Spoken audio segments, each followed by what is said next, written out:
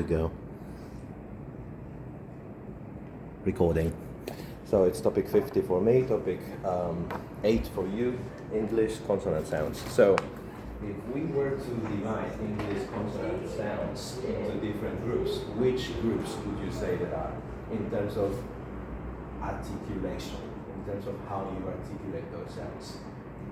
Any ideas? Something like explosive or... Yeah, one of the groups is called plosives. Yeah? Plosive consonant sounds. What else do we have? There's fricatives as well. Fricatives. What else do we have? Vocal? Sorry? Vocal? Thinking about- Okay. All these sounds, plosives, fricatives, etc., can be divided, all of them, into voice and voiceless. Yeah, voiceless. The main categories are plosive, fricatives, then we have, I will explain each of them separately. Yeah? Affricates, and so-called frictionless. Frictionless, there is no friction when the air comes out. Those are subdivided into nasal sounds, nasals, laterals, and let's say approximant sounds. Yeah? Approximant sounds, also called semivowels. They're somewhere in between a vowel or a consonant sound, somewhere in between. That's why they're called approximants, or a semivowel sound. There is no friction, yeah, when the air comes out. Now, I shall talk about them separately, yeah, one by one. Oh, you know what I don't have? An eraser, but I do have a tissue. Okay, let's talk about the different parameters that we can use in order to categorize a sound. So, for example, if we take plosive sounds, what different parameters, plosive sounds or any other consonant sounds, what parameters do we use to categorize each sound? The first parameter is whether they are voiced or voiceless. That is to say, whether the vocal cords vibrate or not. This is parameter number one. Yeah?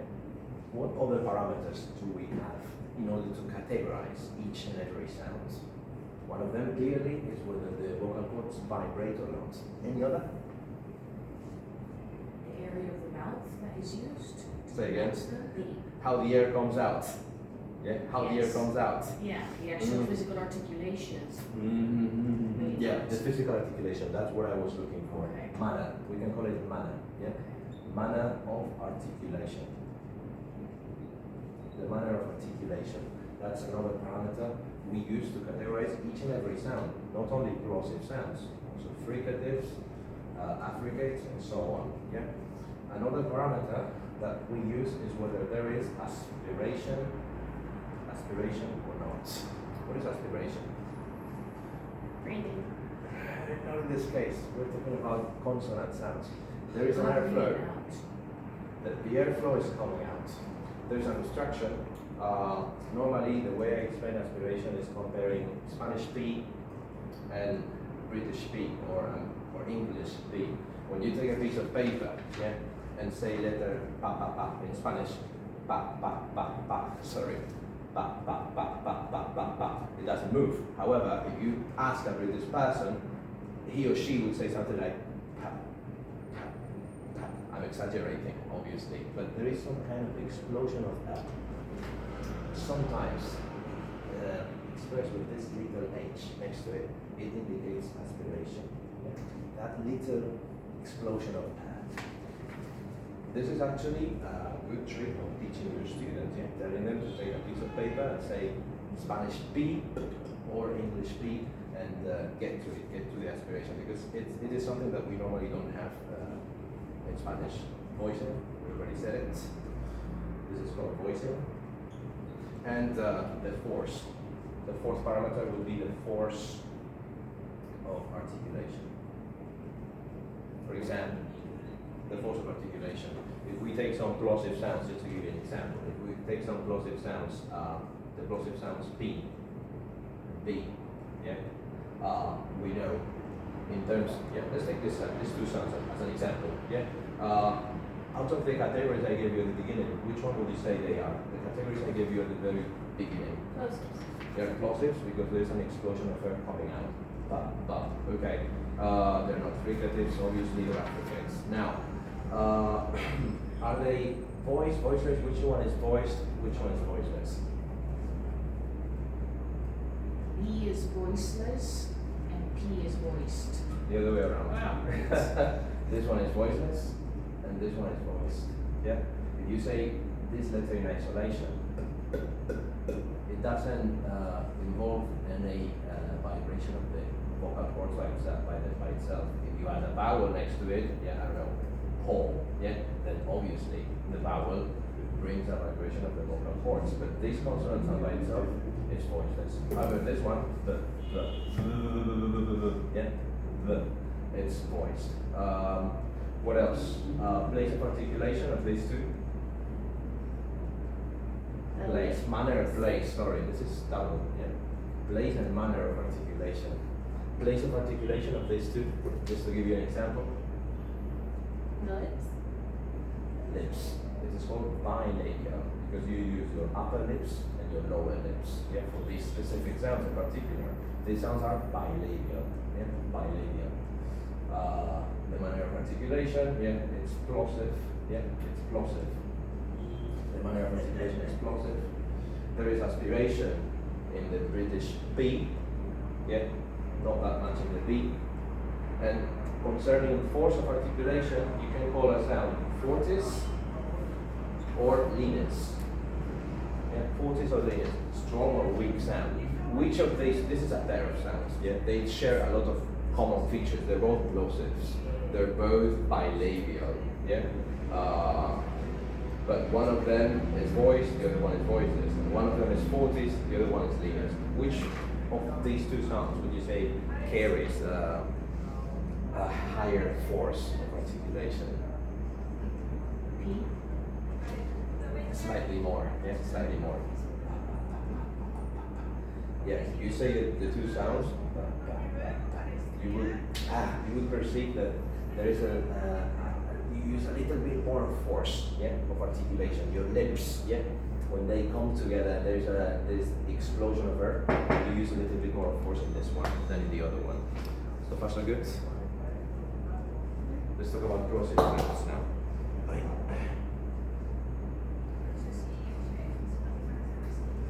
Erase this with the tissue.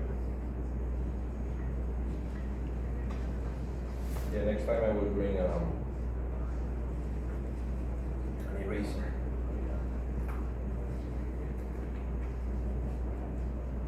How many different places or manners of articulation are there?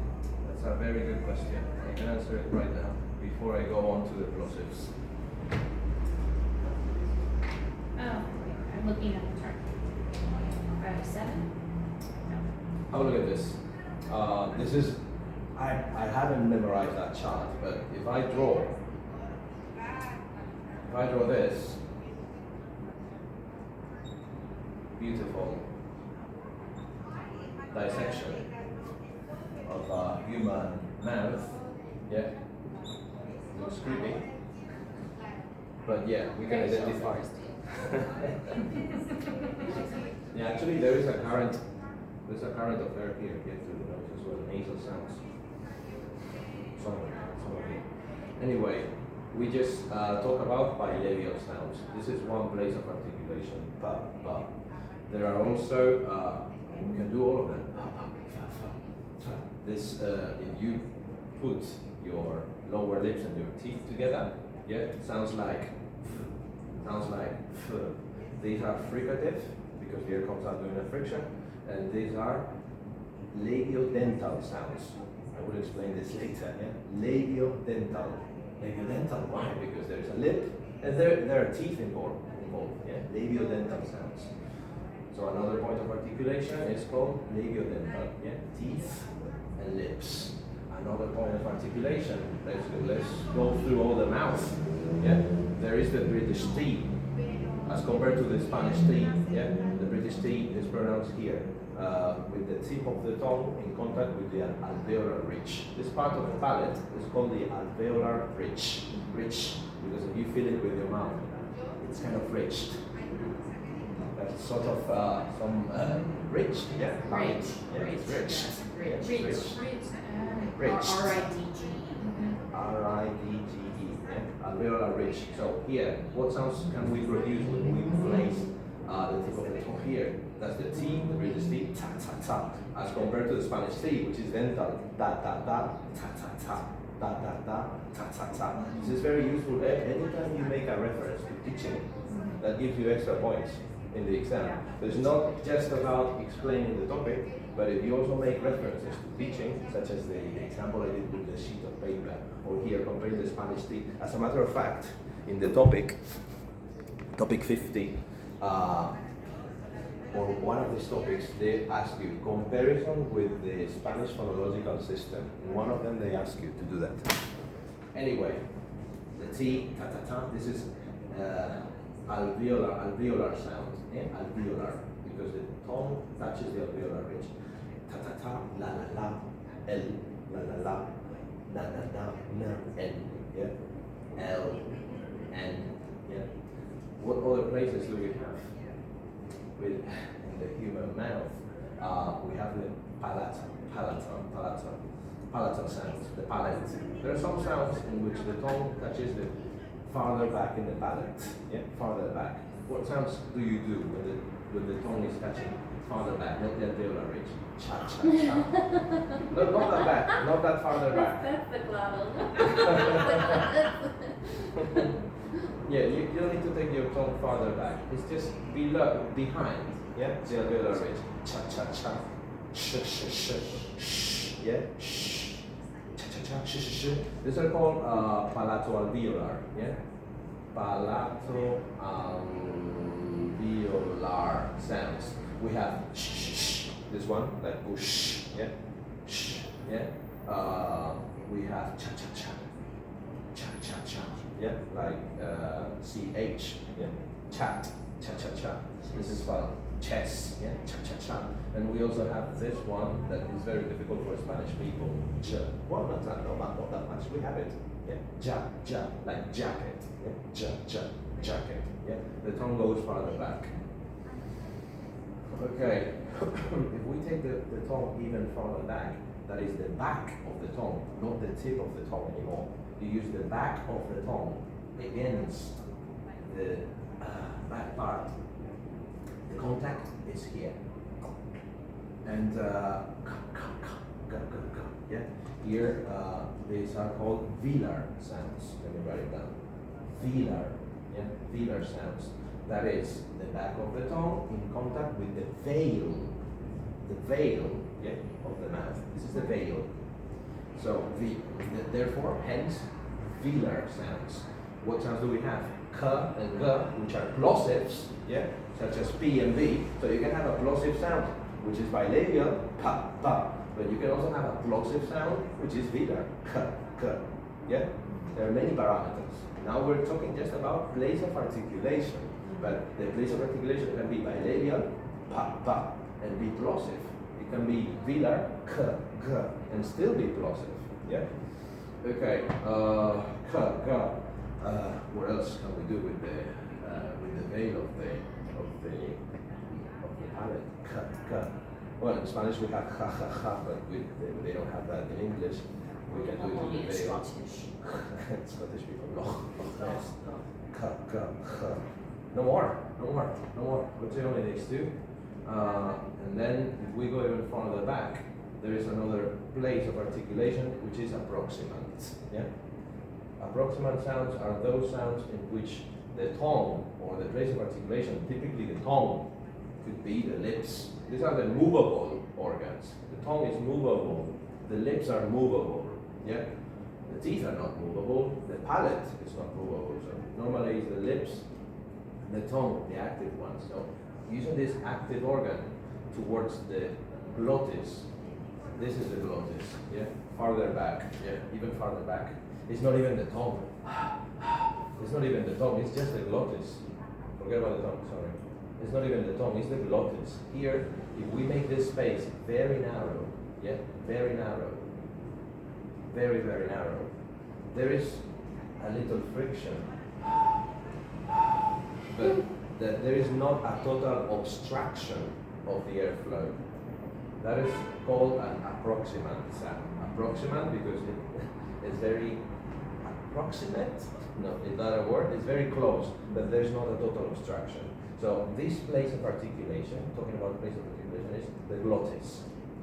Glottis. I'm not sure if it's a double T or not. Glottis. This is the glottis, and the glottal sound par excellence. Is that? I think there is an expression. Par excellence. This French, right? Par excellence. Yeah. The glottal sound par excellence, por excelencia en Spanish, is this one. Yeah. Glottal, fricative, approximate, voiceless sound. Because the vocal cords do not vibrate. House, house, home, home. Yeah, it goes through.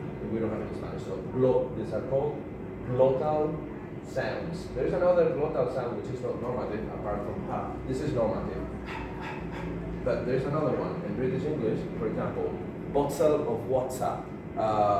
In British English, intervocality is normally people in the street don't pronounce it with the alveolar ridge. Yeah, bottle of water. They say bottle of water. A bottle of water. Hello, mate. Bottle of water, please. Bottle. I lived in East London for many years. You know that. Very cockney, yes. Stop, mate. Can I have some hot water? Some hot water for my water. So that's also a glottal sound. Yes. A glottal stop. Very good. That's called a glottal stop. And there is an obstruction for a second. Yeah. If you do like this, yeah. You can feel. Do it. Feel your glottis. You can feel your glottis closing. Yeah. That is called a glottal sound. This is a symbol. It's almost like a question mark. Water. So instead of pronouncing the T here, bottle, they pronounce it here with the glottis. Bottle. It's amazing. So these are the places of articulation that come to my mind, yeah? Ranging from the lips all the way to the glottis. Okay. Now plosive sounds. Let me go faster. Sorry, if it's too long, I can stop it and continue next time. How's your recording? Are you okay recording? I think it is. Stop it, or? I think it's fine. Yeah, Okay. it's recording. You edit it later, obviously. I imagine. Yeah. What a beautiful picture, yeah? Yes.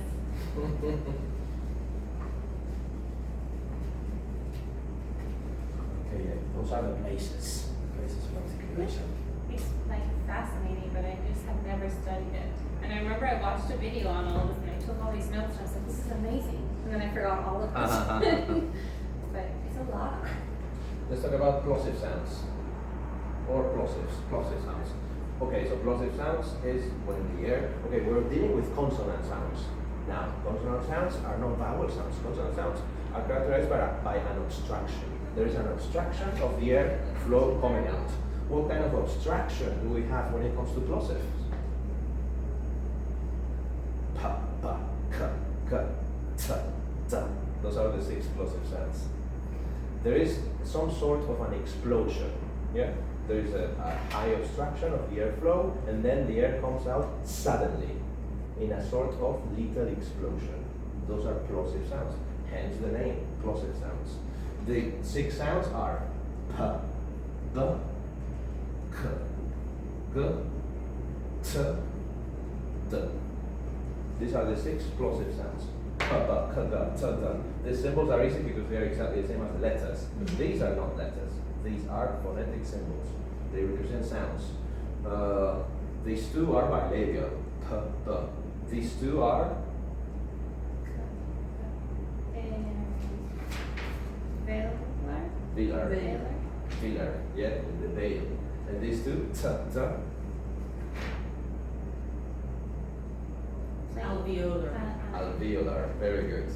Alveolar sounds. Alveolar. So these 2 bilabial, these two velar, these two alveolar. Then, yep. Sorry. Are each of these also voiced and voiceless? Of course, all of them can be Are categorized. they like matching though? The same way pa and ba are? Or no? Yeah, let's explain each of them. These two bilabial. These two velar. Remember the picture we drew just a moment ago. These two alveolar. Then we can then still categorize them using all the parameters that we talked at the beginning. Remember, this one, for example, p is voiceless.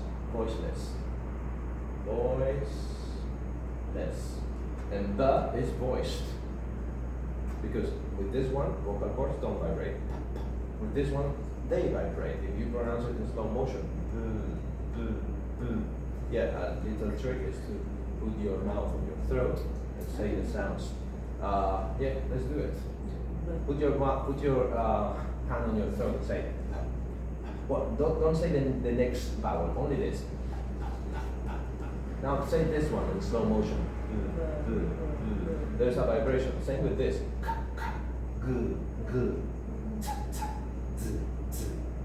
There's a little vibration of the vocal cords. So these ones are voiceless, these ones are voiced because the vocal cords vibrate.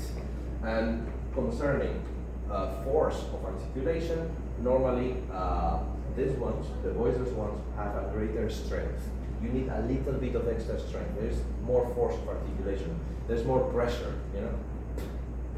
This one is a little bit more relaxed. When you make the explosion with this one, there's a little bit more force than with this one.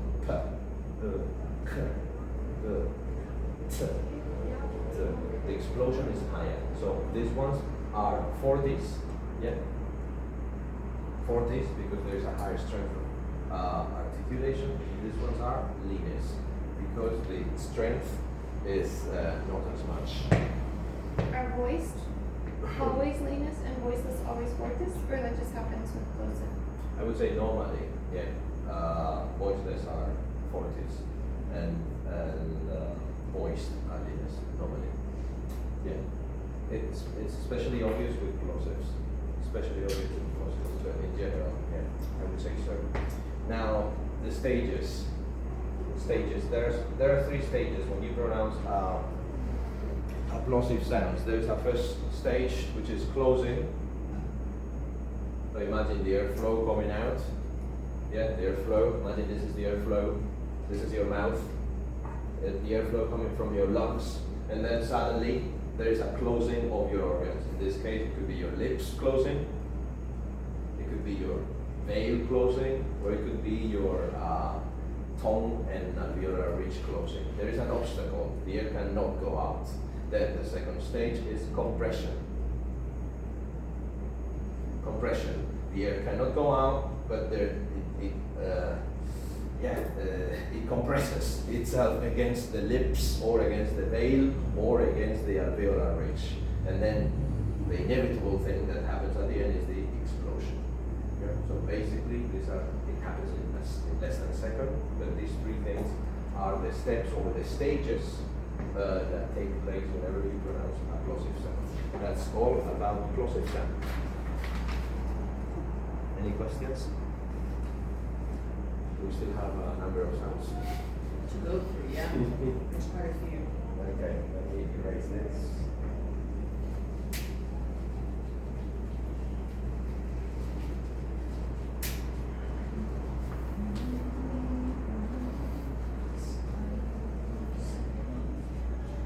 Okay.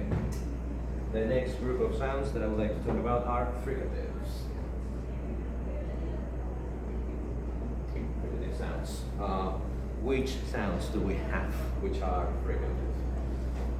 Well, before that, by definition, a fricative sound is when the organs, two articulation organs can be.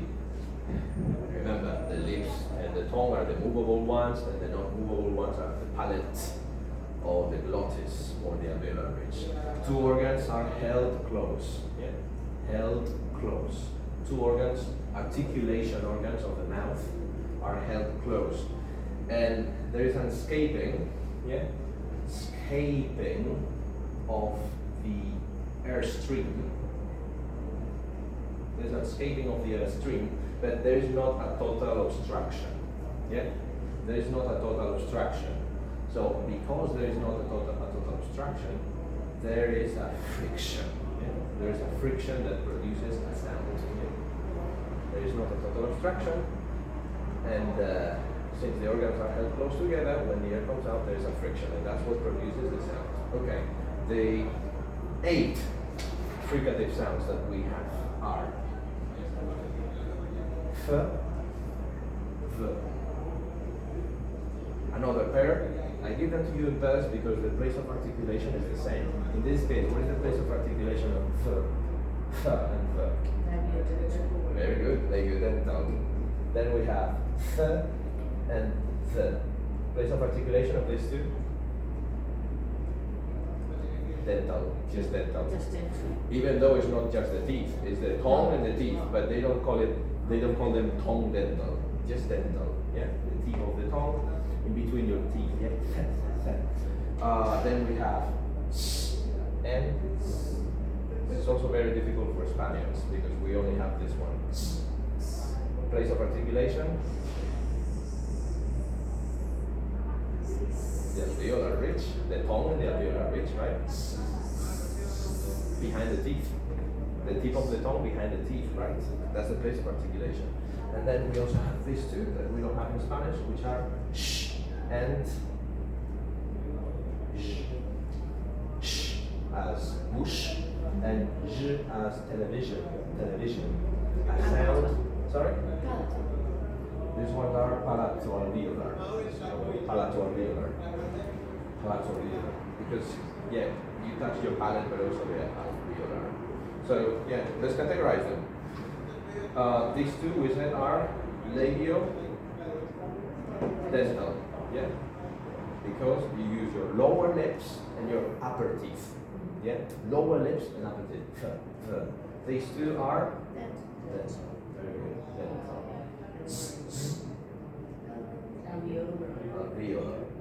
Alveolar. Just behind your teeth, your upper teeth. And these two are palatoalveolar. Palatoalveolar. What else can we say? F, v. Which one is voice? Which one is voiceless? The same as before. Yeah. Voiced, voiceless. Exactly. Yeah. Voiceless. No vibration. You can do it if you want. That's, I haven't memorized this at all. When you ask me, what are other places of articulation? I have not memorized that chart at all. What do? I draw them out, and I see, okay, the places of articulation, possible ones are this. I just go through it. Then I haven't memorized, okay, f and th and s and sh are voiceless, sorry. No, I haven't memorized that. What I do is I pronounce them voiceless. I don't feel any vibration. So I just know because I produce them and I realize what they are. No vibration. No vibration. However, when you pronounce this, you can feel your vocal cords vibrating.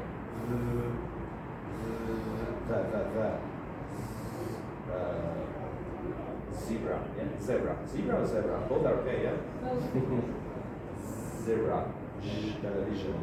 Nobody knows. I don't know any Spanish person who pronounces this sound. I know it, but I don't. In my speech, I can produce it. So these are voiced.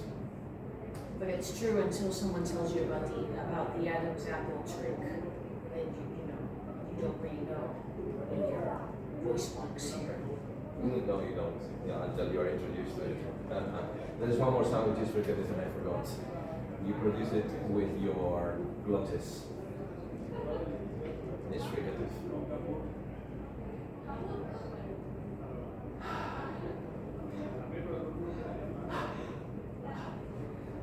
Voiceless or voiced?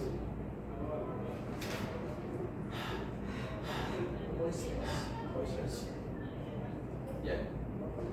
Place of articulation for this one? Glottal. Yeah. And that's it. Those are the fricative sounds. That's it. 8 of them. Yeah? 8 of them. Okay. I'm always looking for the tissue. here. 8 of them. So there were 6 plosive sounds and 8 fricative sounds. Now it's a little bit more complicated, at least for Spaniard, because some of them they look like letters, but some of them are still looking weird. Yeah? They don't look like letters, normal letters at all, the alphabet, of our alphabet. Okay, the next group of sounds that I want to explain are affricates. Affricate sounds.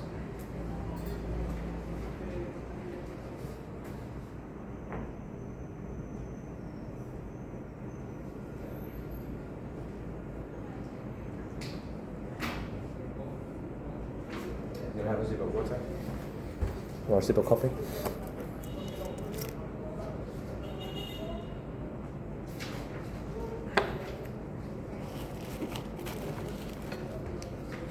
This is the best thing I'm trying lately. Honey with lemon for my throat, because I'm speaking all the time. You know, I just had COVID. Or I'm clean now. I'm not carry contagious. it in your bag. They make cough drops that are honey and lemon. They make what cocktails? Cough drops. Like, Cough drops. Yeah, like caramelos that are. Cough drops. Cough drops? They're cough drops, yeah. But there's also that method. This There's is also magic. that method. This is It's magic. innovative. I normally swear by Strepsil's blue kind. They work for you? Yeah, the lidocaina ones. They are intense. They're intense, Those yeah. are medicated. You have to be careful.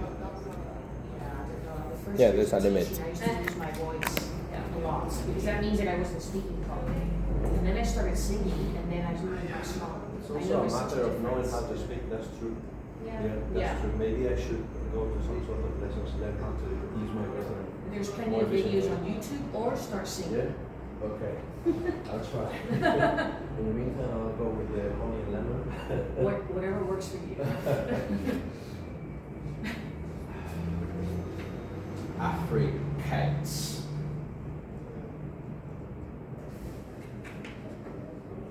Affricates. It's one F. No, 2 F's, sorry. 2 F's. Affricates. Okay, what are affricate sounds? It's those are plosive. It's a mixture of a plosive sound and a fricative sound. Basically, it's plosive plus fricative. This is the most simple way to put it. Plosive plus fricative at the same time. Plosive and fricative at the same time. So, these are the sounds. This is 2 symbols. So we have the plosive t and the fricative sh. If you pronounce them at the same time, cha, cha, cha, cha. The other one is this one, the plosive sound t and the fricative sound sh. If you pronounce them together at the same time, jacket. I've never thought of that. Yeah, these are called affricate sounds, as you can see. Plosive, fricative, plosive, fricative. Cha cha cha, ja ja ja. Chess, jacket. Chess, jacket. So the definition, I will just dictate it to you. It's a plosive sound whose release stage is performed in such a way that a considerable friction occurs when the plosive stop is made. I repeat. This is the short explanation. Plosive and fricative at the same time. But if you want a more formal way to put it, it's a plosive sound, as you can see, a plosive sound whose release stage of the air, the release stage is performed in such a way that considerable friction occurs. So ta ta, and you pronounce it in such a way that there is a friction. Cha cha cha, yeah. Da da. If you pronounce it in such a way that there is a friction. Ja ja, like soldier. Yeah, when you say soldier, it becomes African. Ja ja, soldier. Those are Africans. So that considerable friction occurs. A And considerable the friction. definition. Yeah. Of course, when the plosive stop is made. In other words, plosive and fricative at the same time. As a matter of fact, the symbol is a double symbol of a plosive and fricative sound together. they didn't even come up with a different symbol for this. They used a combination of two because that's what they are. Okay. What else? There's a lot of friction that going on. Okay. Then we have frictionless sounds. Frictionless sounds. There is no friction when the air is coming out. Can you think of any consonant sound? I mean, all vowels, by definition, are frictionless. There is no friction. The air is coming out without any sort of obstruction. But there are some consonant sounds in which there is no friction. There is some sort of obstruction, always. Obstruction always happens when it comes to consonant. But sometimes there is no friction. With F, there's a lot of friction. With Ch, there's a lot of friction. But there is no friction when you say, when you pronounce, for example, there's an obstruction, but there's no friction. These are called nasal sounds. What are the nasal sounds? There are three of them. Normative. Three normative sounds. Two of them we have them in Spanish. One of them we don't have it in Spanish as a normative phoneme.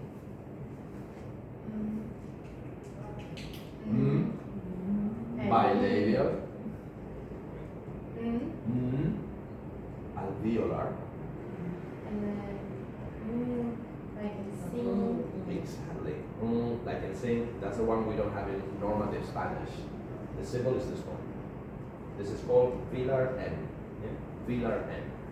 Okay, place of them. Okay, why are they frictionless? Because when you pronounce them, there is no friction of the airflow, like with F. You can hear a friction. However, this one. There, you cannot hear a friction like. Yeah. So that's why they're called frictionless. And the airflow comes through the nose. There is an obstruction though. Where is the obstruction? Okay, the definition. The airstream. Where does the airstream go? When you place an obstruction with your lips. This one is bilabial. Yeah, bilabial. The obstruction is total. Your lips create such an obstruction that the air cannot go through the lips at all. So where's the only way out for the air to go out?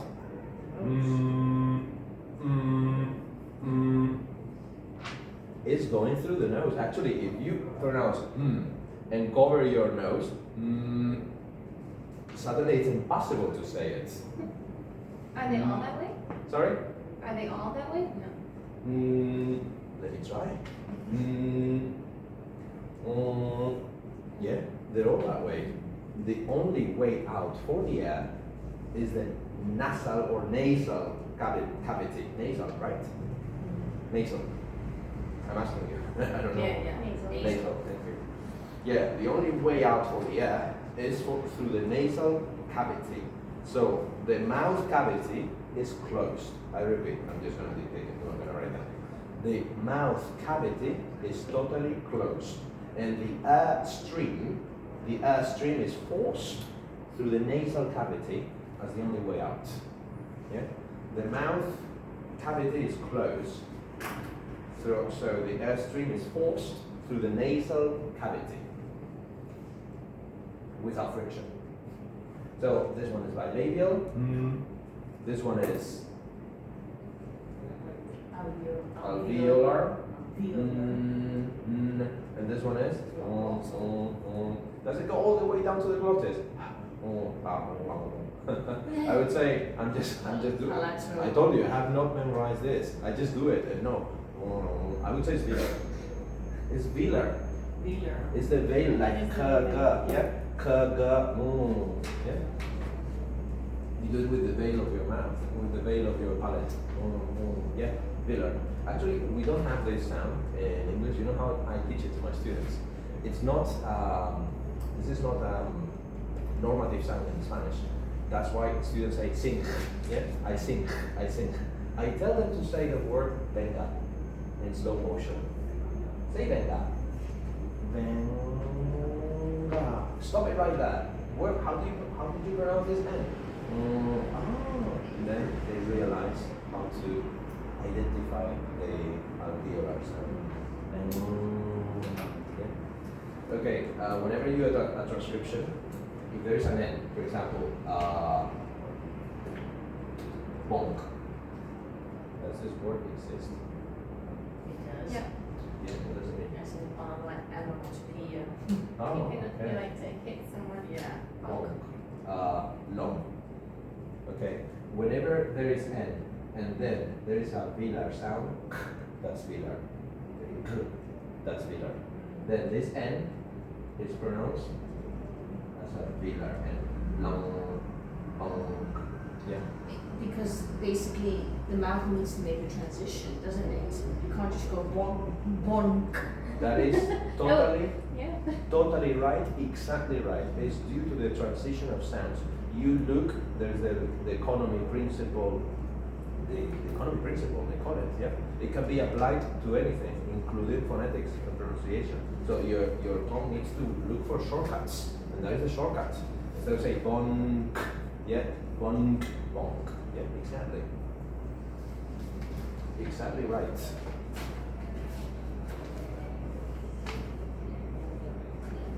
All right. Again, let's categorize them very quickly.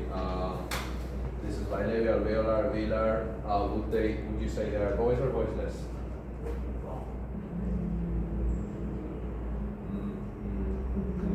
Voiced. They're voiced. I mean, my vocal cords are vibrating very well. Otherwise they don't, you can't hear them. Yeah. And vocal cords are vibrating, totally vibrating. These are voiced sounds, the three of them. Yeah. The three of them are voiced. So voiced sounds, bilabial, alveolar, velar, and they're also called nasal sounds without any friction. Okay, let's go for the next group, which are laterals.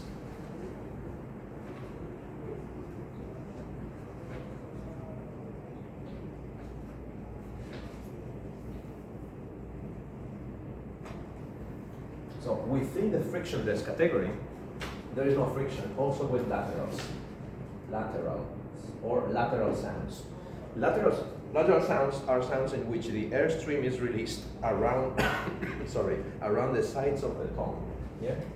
Airstream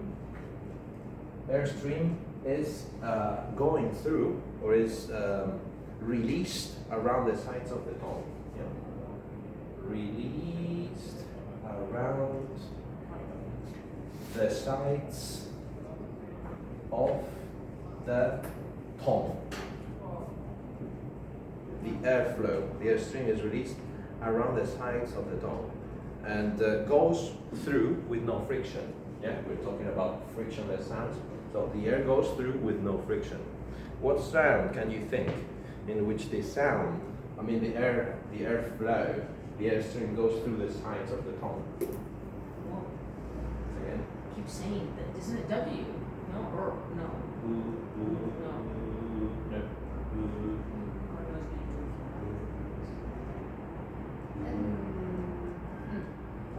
Make an abstraction of the airflow at your alveolar ridge with the tip of your tongue. And now let the air go through the sides.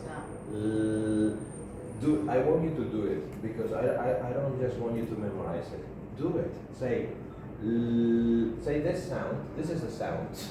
Say this sound, and I want you to perceive how the air is going through the sides of your tongue and not through the middle. Let's do it. Don't you see that the tongue is actually blocking the airflow in the middle, and then there's no other way but the sides. So yeah, that's why it's called lateral sound. Yeah. Okay. There's another one, another frictionless sound. Let me erase this. Yeah. Okay, categorize it. Place of articulation is lateral because the airflow goes through the sides. And place of articulation? Alveolar, very good. Alveolar. And voice or voiceless? This is listening? voiced. It's totally voiced, yeah. It's totally voiced. Okay. Keeping with the frictionless sounds, I'm about to finish. Sorry about the length. There's only one lateral then. Just that. Well, no. Yes and no. Now, I will answer your question with the next sound. Okay. There is a sound in which the soft palate is raised and the nasal resonator is shut off. It even sounds poetic. Yeah. The resonators are here. Basically, they're like your sinuses, all of this. Because it's actually what helps you, makes the sound resonate. It's almost like if the face had, like, it's like a built-in speaker. Yeah. An echo chamber. Exactly, that's how it works. Yeah, That's why just taking the video. when you warm up for singing, the most typical ones are because it makes you warm up all of this. That explains why a lot of singing warm-ups make your nose itch. Yeah. It's like all the vibration goes there. No, and also to clear all the airways, to make sure that if you have any of those, any gunk in your throat, it also comes out. You're gonna, Well, It's an art. It's an instrument. It's an instrument. That's the That's thing. true. You gotta clean Yeah. your instrument. It's your instrument. this is full of beauty. That's I- much. That one's very nice. Eh? That one has, the first one had a giant nose. This one has a mini nose. Yeah. and no bulging eye. Yes. It even sounds poetic. These are actually my notes when I copied them from somewhere. It says, the soft palate is raised. So this is the palate. The palate is divided into alveolar ridge, hard palate, because this part of your palate is hard, and then the soft palate, because the back of your palate is soft, just before the veil, yeah? Before the veil, over here. So the soft palate is movable. So they say that with this sound that I'm introducing to you, the soft palate is raised. And the nasal resonator is shut off. Over here, is shut. What else happens? The tip of the tongue is very near, but not touching the upper part of the mouth. Let's do it. The tip of the tongue is very near, but not touching. This is an approximant. Remember where an approximant sound is? The air, like, yeah, the glottis. Approximant here, yeah, the tip of the tongue is very near the upper part of the mouth, but not touching. The back, wow, what an explanation.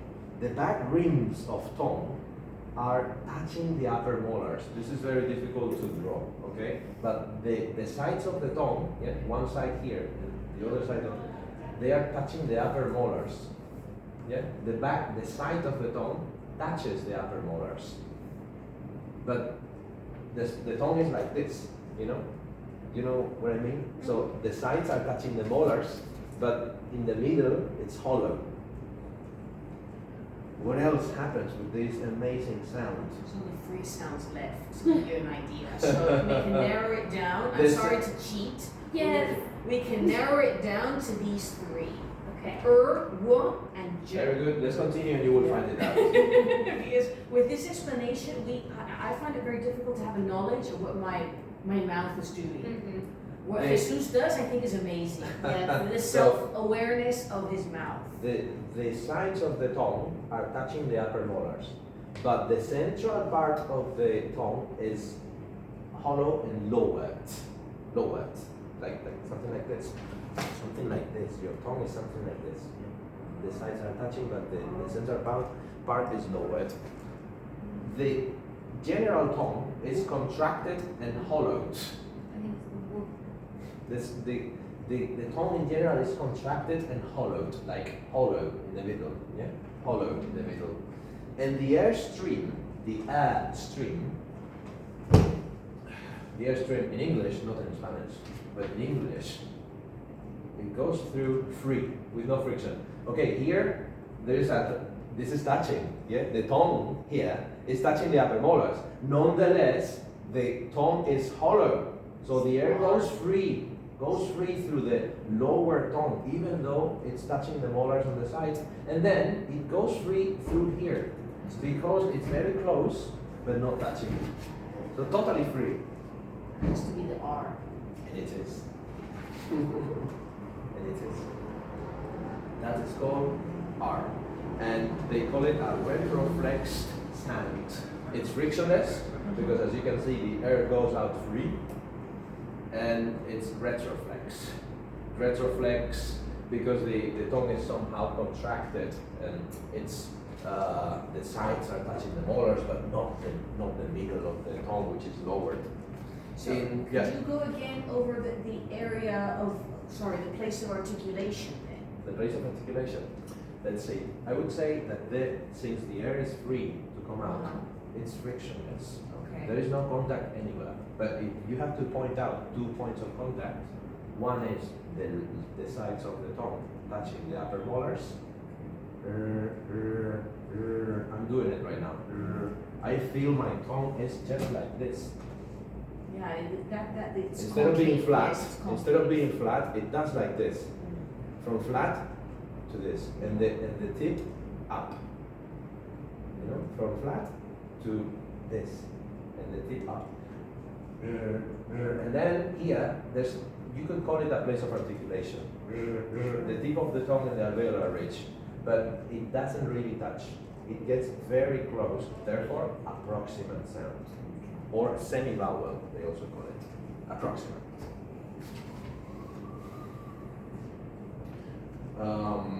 I think we would get extra points if we point out that this sound happens in British English before vowels, but not at the end. Like in teacher. Yeah, teacher. The R, the letter R doesn't produce any sound at the end of a word in British English, only at the beginning before a vowel. In American, however, it's pronounced all the time. Yeah. That's something that taught me as well, one of the last ones. Yeah, comparison. Comparison Yeah. between British Maybe and one American. day. Very easy, I recommend that you study it. Yeah. Yeah, It's maybe like one day we 68, can go to that I one. think, in our syllabus. Yep. It One day we is can go to that one. interesting. Yeah, and very easy to memorize. And the very last one. Yeah, and I think we could dedicate one meeting in the future to that one, the comparison of American and British sound system. And the last one, I promise, the very last sound or group of sounds is semi-vowels or approximate sounds. Semi-vowel. Some people call them semi-vowel. Oh yeah, semi-vowel sounds. You can also call them approximate sounds. Because in the place of articulation, 2 organs, get very close together. Yeah, 2 organs get very, very close together, but there is not a total obstruction. Yeah, they are articulatory organs. Yeah, 2 organs. To make it simple, 2 organs very close together, but do not touch. Yeah, very close together, but do not touch. 2 organs, the tongue, the lips, the soft palate, the palate, the alveolar ridge. Yeah, get very close together, but do not touch. We just did one before. Yeah, R could be considered a semi-vowel. For some people, R is a semi-vowel. For some others, it's not. In Scottish English, it's not. Yeah.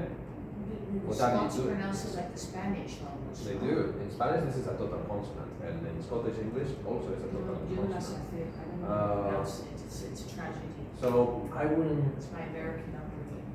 What are these? What are these? There is a total abstraction for a second there. What are these? So in Scottish, you wouldn't say that's approximate. In general American, general standard British English, you could, but I wouldn't.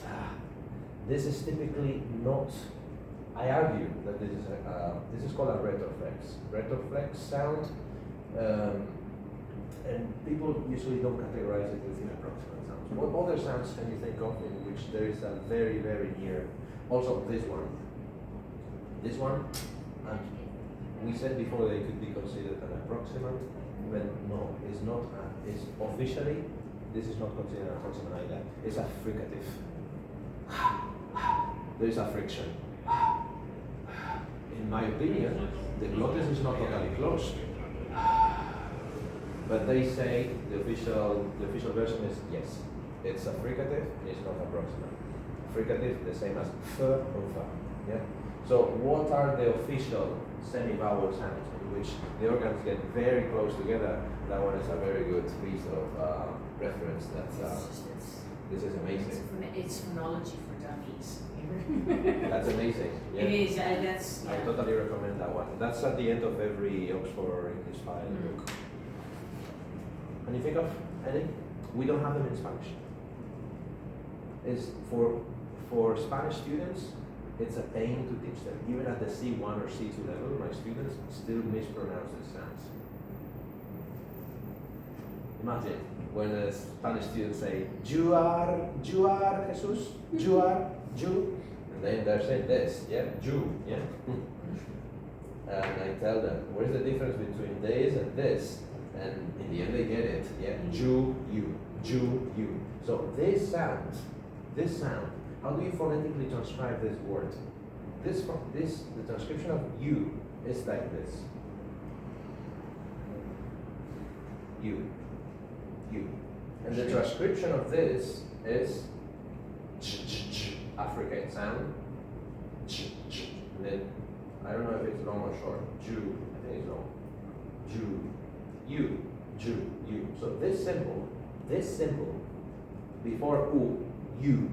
This is a semi-vowel. Why? E.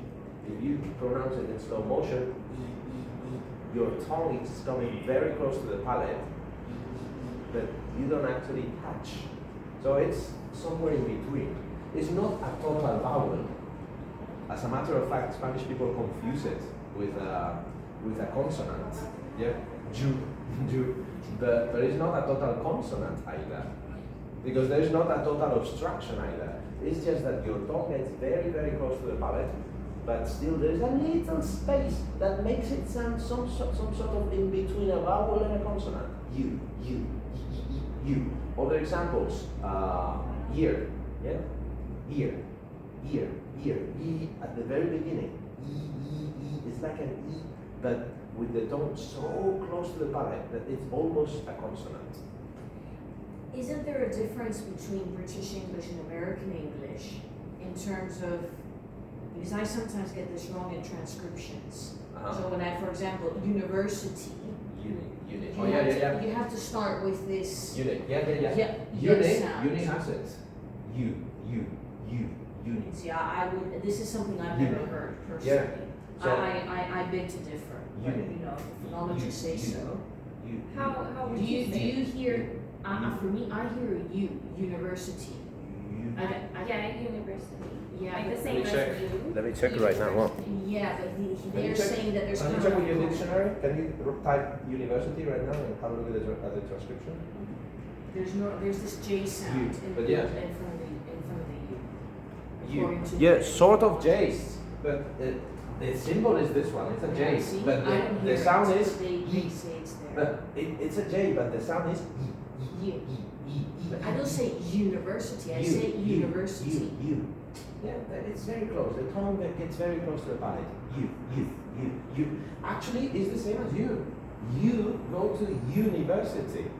You see? No, You go to go university. You go to university. It's the same sound at the beginning. This one. It is the same Approximate. sound, man. I don't hear it. There is no touching. You know, you. There is no touching. The tongue gets very close to the palate, but it doesn't touch. If you touch, you get it wrong. Spanish people touch and say Jew. University would be wrong. Jew is wrong because the tongue is touching. So you have to lower the tongue a little bit so that there is no touch, and then you get it right. University. Interesting considering that like certain Spanish accents do the same in Spanish. Like the yo. Show. That is called Es Jason. llegado. Es llegado. Jason Railado, typical from Argentina, Chile. So it's the same Why? It's not the issue same. or conflation of the two sounds, no? Ju, jo. Yeah, well, the thing is, then a Spanish person says Jew. Jew is incorrect. Yeah, Jew, because they touch the tongue and the palate. And that sound, yo, in Spanish, because Spanish people, that's what they have. In Spanish, we have yo. We never say yo. We say yo. Yo is not an approximant, it's a total consonant And sound. llegar? Llegar. He llegado. He llegado. But There's variation. Spaniards? Because No, not those no. Spaniards. There's a lot of variation in Argentina. They say sho. There is a sh similar to television. Yeah, sh. There's a lot of variation. But in contemporary Castilian Spanish, I think lira and two We don't L's and distinguish. eye, we don't distinguish. I don't In distinguish. Castilian Spanish. Yeah. Nowadays, maybe 40 Yeah. years ago, there were other schools of Yeah, thought. in the past they In the past, they distinguished. distinguished, yeah, Yo llego, they would pronounce them differently. yeah. And my generation and the generations after mine, we No, pronounce them yeah. the In same. fact, age was a letter. Double L was Yeah. even taught as Yo a, llego. it was taught as a They letter. used to say- letter after L. It would go L, ella, N, O. Yeah, they used to say yo llego, llego. Yeah. That would be an approximant, but we don't have that anymore in Spanish Yeah. for some reason. Yeah. And then, so one of the approximant sounds is this one. University. U. What else do we have? Yellow. Yeah, a typical mistake from a Spanish person would say yellow. Yellow. It's not jello, it's yellow. And that's the sound that they miss, because they make it a full consonant with an obstruction. Yellow. The first sound is an approximant. Yeah, yellow. What are the organs that are close but don't touch in this one? I'm So doing the it right tongue, now. yeah. The tongue and the vowel, The tongue is very similar to the R, but I would say that the That's tongue more in the front of the mouth. Yeah.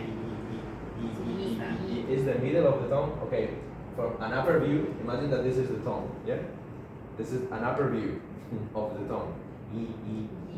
I would say here there's contact with the upper molars. Ah, you're right, yes. And then there's space here like with the R. But this is the approximation. All this gets very, very close to the palate, but not touching. So the airflow goes free through here. Alright? And then the other one, there's another one. The last one. So, and you know what the funny thing about semivowels is? That this is what Spanish people normally get wrong. So if you say the word, how are you doing?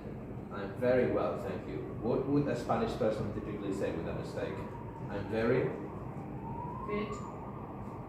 good. How would they pronounce Well, like this? you, they pronounce it like a Spanish you, Well, like parque, like Parque Güell in have you been to Barcelona? Parque Yes. Güell?